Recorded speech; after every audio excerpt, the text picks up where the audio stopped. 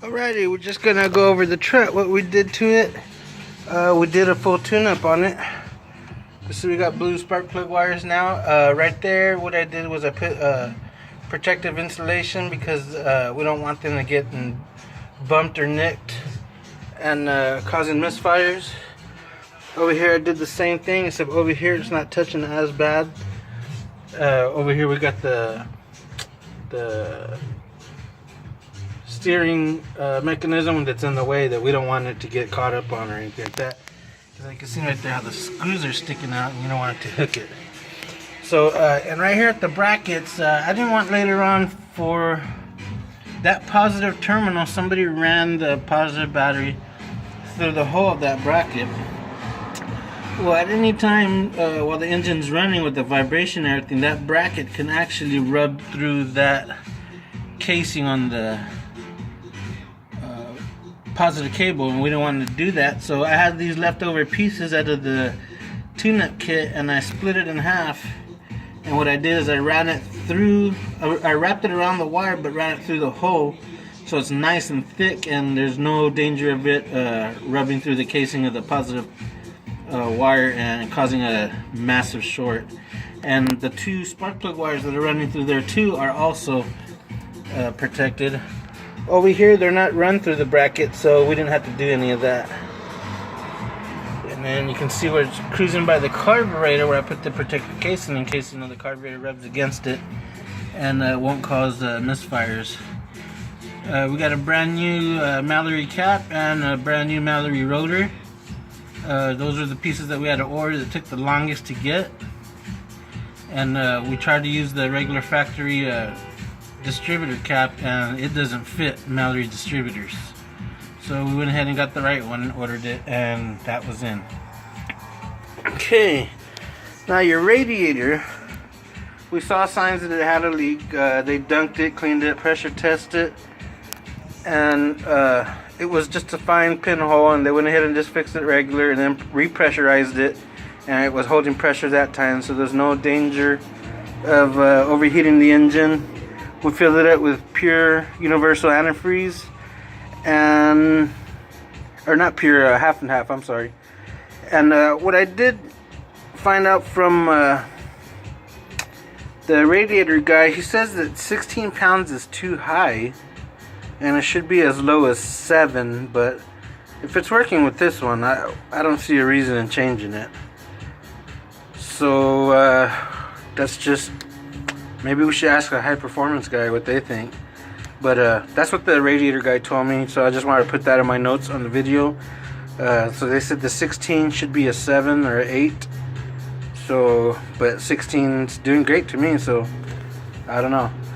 And also, we rebuilt the carburetor and we cleaned up the K&N filter.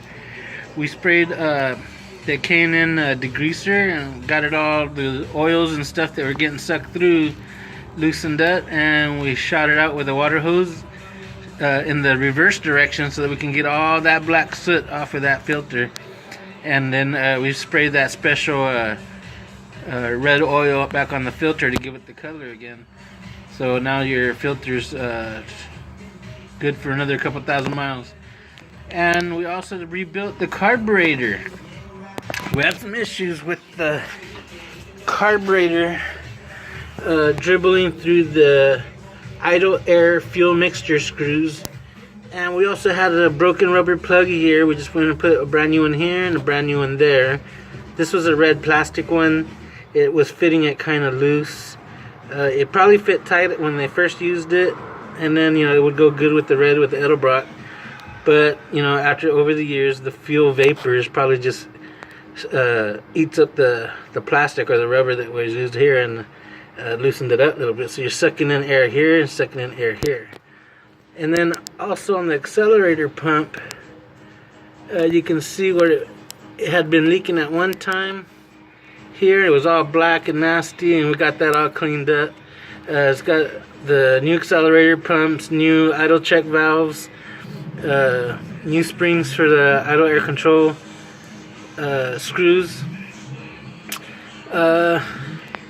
It's got new clips on the linkages, new gasket. looking wonderful. And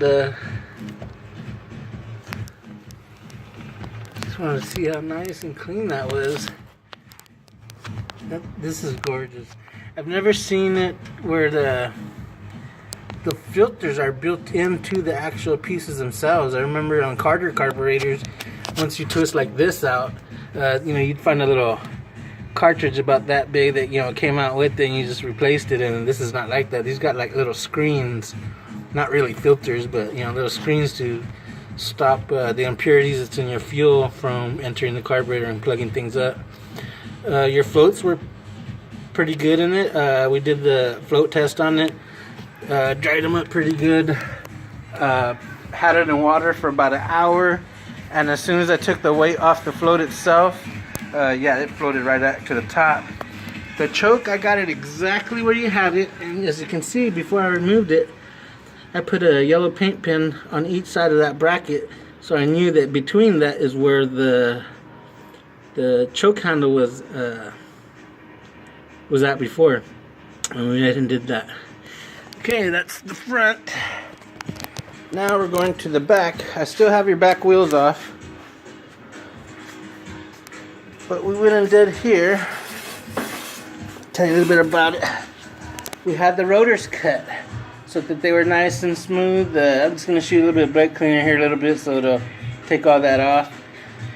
We took the rotors down, had them turned. They said they were, you know, had lots of meat still on them, and that they're probably good to be turned one more time after this, but that won't be necessary. And you see we added new brand spanking new calipers, new hardware. We got new caliper pins, bushings, got one there and there, new brake pads. These are ceramic brake pads. Those are the only brake pads I use, because after you take it, usually with the semi-metallics and the what are the other ones called? Semi-metallics and,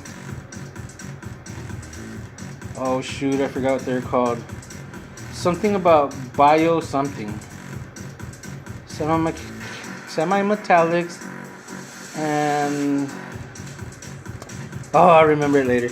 But I use ceramics. They absorb heat a lot better. They won't dig into your rotor, and they just deal with heat a lot better.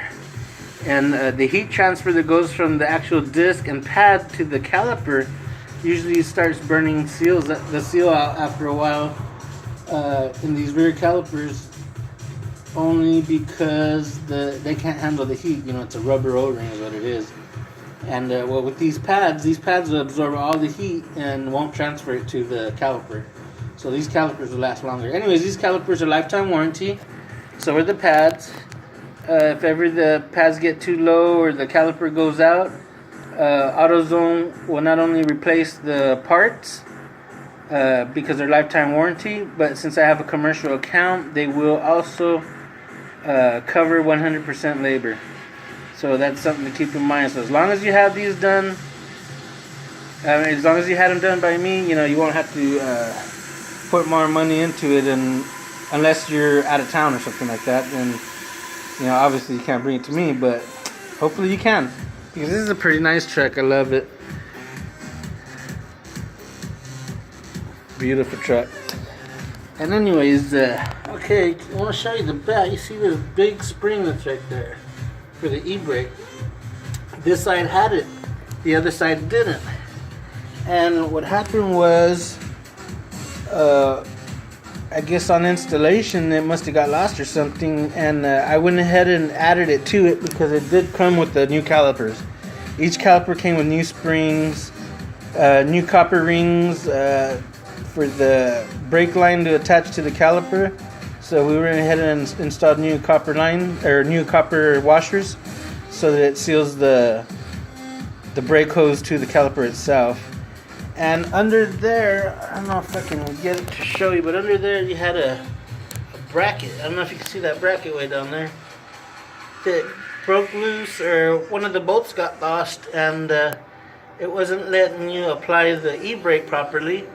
And I found out exactly where it went, which exact hole it went into, and I put a new bolt on it. Made sure that all the other bolts on the other brackets were nice and tight. Oh, you can see them right there. See it? I made sure all the bolts on the other brackets were nice and tight. So now you have full operational e-brake. I don't know. I've never even seen the handle inside. So on this side, same thing. So it's all nice and pretty and new. Turn rotors are cut, brand new calipers, brand new pads. The e-brake's been fixed on it, so now you have a fully operational e-brake. And so the whole back end on the braking system is brand new. The front end braking system, I don't know if you can see it through the wheel, you still got about 50%. Let's see if I can get it in there. So that you can see. Yeah, see that? Still pretty thick. Let me see if I can get it to that forward hole. Oh yeah, a lot better. See, so you still got about 50% brake left in the front. But the next time you do get these front brakes changed, it'd be a good idea to turn the rotors because you see those little gouges in them. But that's normal from semi-metallic pads. So that'd be the end of it. Oh, Theo, and I also wanted to show you too, when you told me about the cutting of the carpet. So I did find the plug, and this is the little square door I made. I had to put the plug back in. But when I took it out, if you look down there, no master cylinder. And I just talked to you on the phone. I guess there was a modification made where the cab, either the cab or the cylinder went, either the cylinder went back or the cab went forward, and it doesn't line up with this hole anymore. So I can only see the front of the booster right there, as you can see. So I'm gonna go ahead and put this plug back on it so it seals the outside environment, and I tried the best I could to make it to where it looked like it matched again. So I mean, it's not too bad, but you know, that format will cover that. I think it'd probably be better to get a bigger format to get in here, or one of those ones that goes across from that side to this side.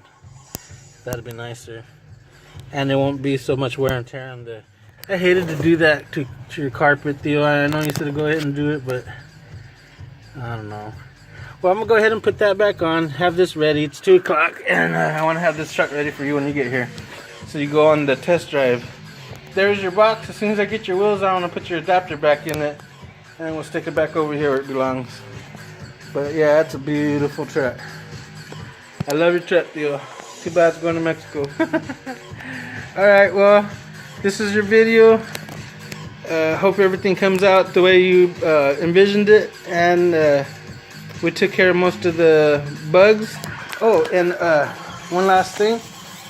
The most important thing was that one that was leaking was back here.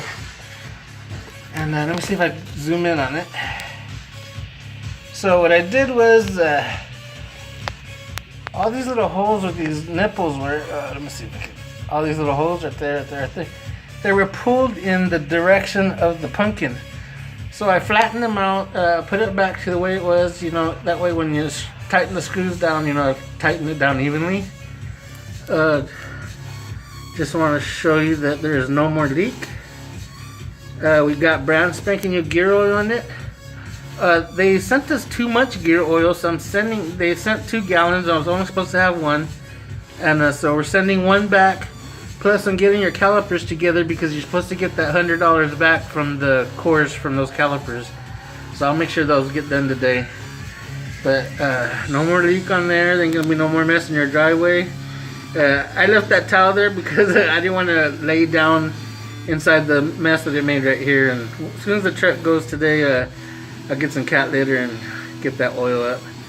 But yeah, it made a pretty good mess in my garage too. So now it's not making messes. And the only thing I would do is maybe have it taken to a shop. I'm not able to do it because I'm not equipped to have the yoke on the diff, have the yoke seal changed. It's not leaking, but I mean, figure rule of thumb is to do them as a set. So maybe that's something to consider. Alright, I have to let you go. Video's already 15 minutes long. We'll see you when we see you. Have a good day.